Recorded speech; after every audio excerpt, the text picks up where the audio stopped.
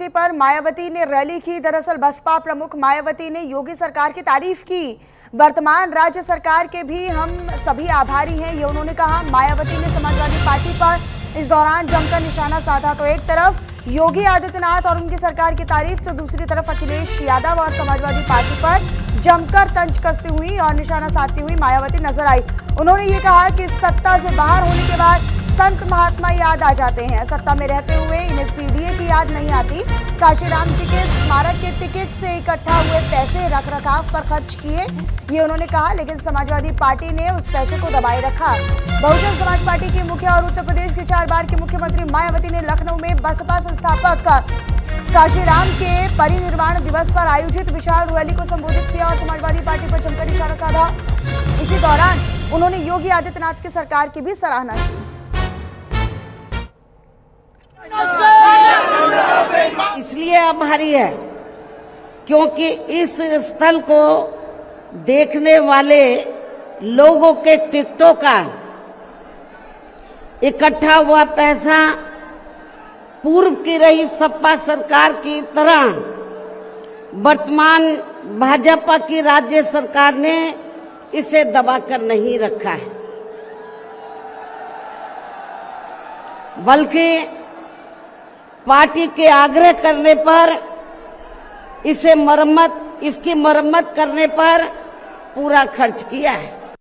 सन 2007 में देश के विशाल आबादी वाले यूपी स्टेट में पहली बार हमने यहाँ अपनी पार्टी के अकेले ही पूर्ण बहुमत की सरकार बनाई है।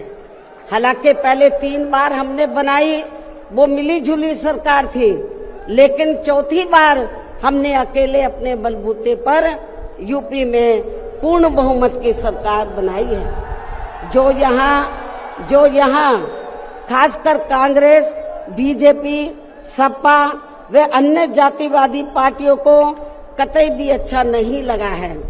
जबकि इससे पहले केंद्र की रही भाजपा सरकार ने सत्ता का दुरुपयोग करके मेरे ऊपर व मेरे माँ बाप, भाई बहन एवं अन्य रिश्ते नातों आदि के ऊपर भी अनेकों गलत एवं फर्जी केस दर्ज करा के हम सभी को जबरदस्ती इनकम टैक्स व सीबीआई आदि के जंजाल में फंसाकर हमारी छवि को धूमिल करने का हर संभव पूरा प्रयास किया है।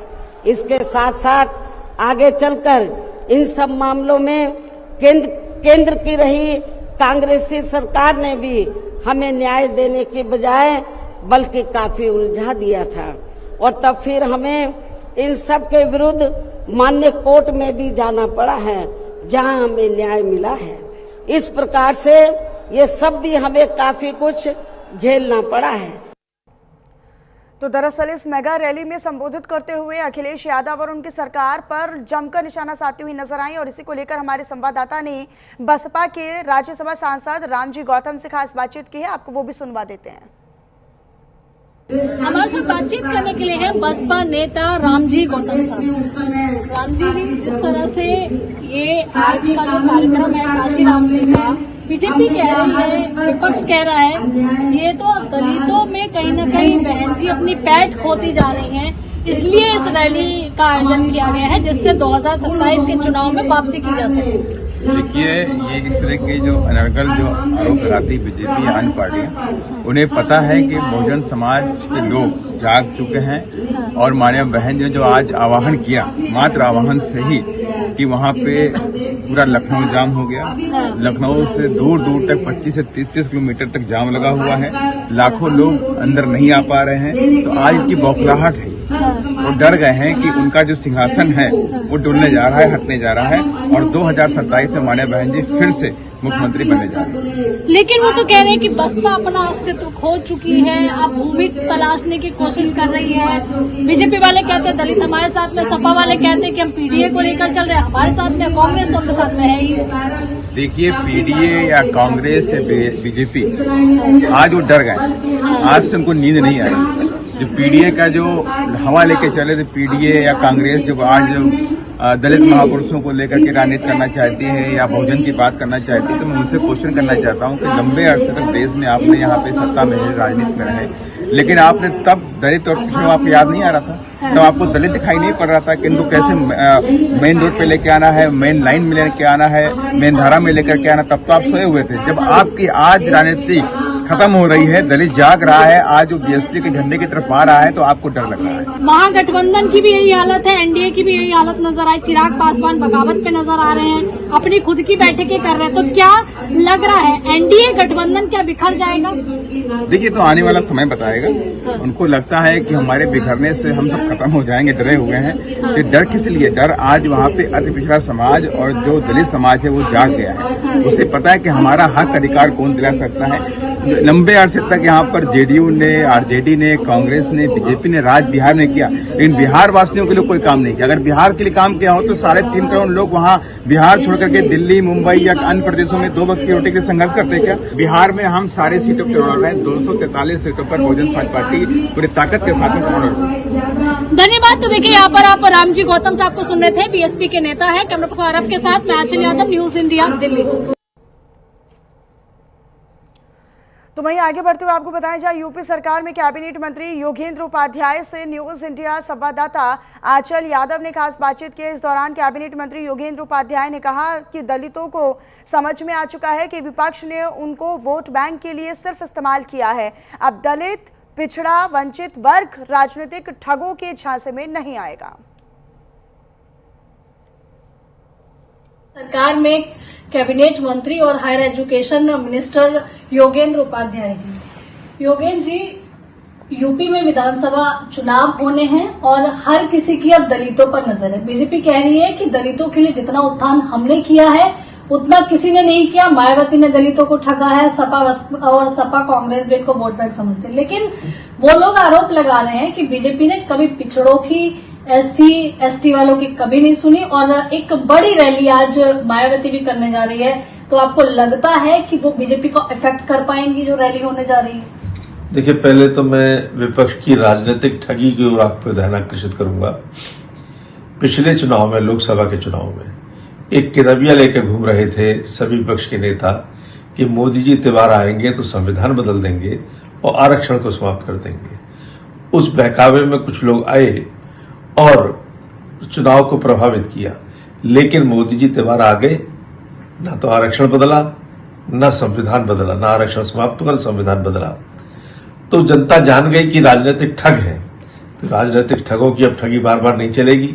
जिन लोगों को अब चुनाव के वक्त दलितों की याद आ रही है, पिछड़ों की याद आ रही है, भारतीय जनता पार्टी अपने पूरे कार्यकालों में सर्व समाज के लिए काम करती रही। उसकी कोई योजना ऐसी उठा के देखिए जो भारतीय जनता पार्टी ने मोदी जी के नेतृत्व में या योगी जी के नेतृत्व में पूरी की उत्तर प्रदेश के अंदर, जिसमें राजनीतिक दल दृष्टि से और जाति दृष्टि से भेदभाव हुआ हो, हर एक के लिए काम हुआ है। सबका साथ, सबका विकास, सबका प्रयास, सबका विश्वास, इस सूत्र पर काम हुए हैं। इसलिए दलित, पिछड़ा, सभी वर्ग अब राजनीतिक ठगों के झांसे में नहीं आएगा। एक अभी हाल का उदाहरण उत्तर प्रदेश सरकार का बता दूं कि इस अभी तक संविदा पर और वैसे ही जो लोग रखे जाते थे उन लोगों को आउटसोर्सिंग से, उसमें कभी आरक्षण नहीं था। उत्तर प्रदेश सरकार ने, योगी जी की सरकार के नेतृत्व में ये एक आयोग बना दिया गया और उस आयोग में उसी तरह से सिलेक्शन होगा जैसे अन्य जगह होता है, यानी दलित, पिछड़ों का और अन्य वर्गों का आरक्षण मिलेगा। तो कौन पीडीए के लिए काम कर रहा है? भारतीय जनता पार्टी कर रही है। वो सिर्फ नाम करते हैं, परिवार के लिए काम करते हैं। बहन जी, क्या डैमेज कर पाएंगी जैसे वापसी कर रही हैं और ठीक चुनाव से पहले उनकी जो रैली की शुरुआत हो रही है लखनऊ से होने जा रही है? देखिए, बहन जी के पास एक परमानेंट वोट है, इसमें कोई शक नहीं। एक दलित में भी जाति विशेष का, तो अब वो कितना रावण उसको डैमेज कर पाएगा ये देखने की बात है। अभी वो हमारा विषय नहीं है, ये मायावती जी का अपना विषय है। वो देखें, उनका परिवार में जो कल है वो कितनी शांत हुई है, ये उनका देखने का काम है। सर, वहीं दूसरी तरफ चुनाव का समय चल रहा है। बिहार में इलेक्शन है, फिर बंगाल में इलेक्शन है, फिर उत्तर प्रदेश में इलेक्शन है। इन जगहों पे चुनावों को लेकर आप लोग की क्या तैयारी है? क्योंकि विपक्ष ये कह रहा है कि महागठबंधन जो है वो लोगों के आकर्षण का केंद्र बन चुका है और हमारे यहाँ सीट शेयरिंग में दिक्कत नहीं है जितना एनडीए में है। वो मुंगेरी लाल के सपने देख रहे हैं। और जो कह रहे हैं ना कि बार बार जो कहते हैं चोर की दाढ़ी में तिनका, कि हमारे यहाँ पर सीट शेयरिंग में गड़बड़ नहीं है या मतभेद नहीं है, वहाँ मतभेद भी है, मनभेद भी है। भानुमति का कुनबा है वो, इसलिए वहां पे तो निश्चित रूप से मतभेद और मनभेद दोनों ही है। तो यानी कि आप कह रहे हैं कि बिहार आप लोग जीतने वाले हैं? निश्चित बिहार में 2/3 मेजोरिटी से भारतीय जनता पार्टी गठबंधन जीतेगा। तो सब जो बाकी के अभी जो सीट शेयरिंग के लिए लगातार बैठकें हो रही हैं, तो ये मान के चले कि आने वाले 2 से 3 दिन या 4 दिन में जो है ये फॉर्मूला तय हो जाएगा और जो भी नाराज है वो सब जो है एक साथ आ जाएंगे?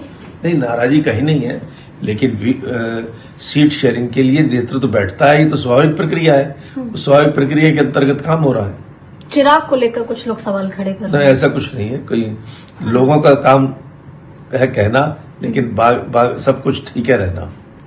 चलिए, धन्यवाद। तो देखिए, यहाँ पर योगेंद्र उपाध्याय साहब को सुन रहे थे, जिन्होंने बड़ी बेबाकी से सभी सवालों के जवाब दिए, जिनका कहना है कि ये विपक्ष जो है भानुमति का कुनबा है और इससे ज्यादा कुछ नहीं है, और बिहार हो या फिर आने वाले कोई भी चुनाव हो, बीजेपी और एनडीए का परफॉर्मेंस अच्छा रहेगा, ऐसा इनका कहना है। कैमरा पर्सन अरब के साथ मैं आंचल यादव, न्यूज इंडिया, दिल्ली।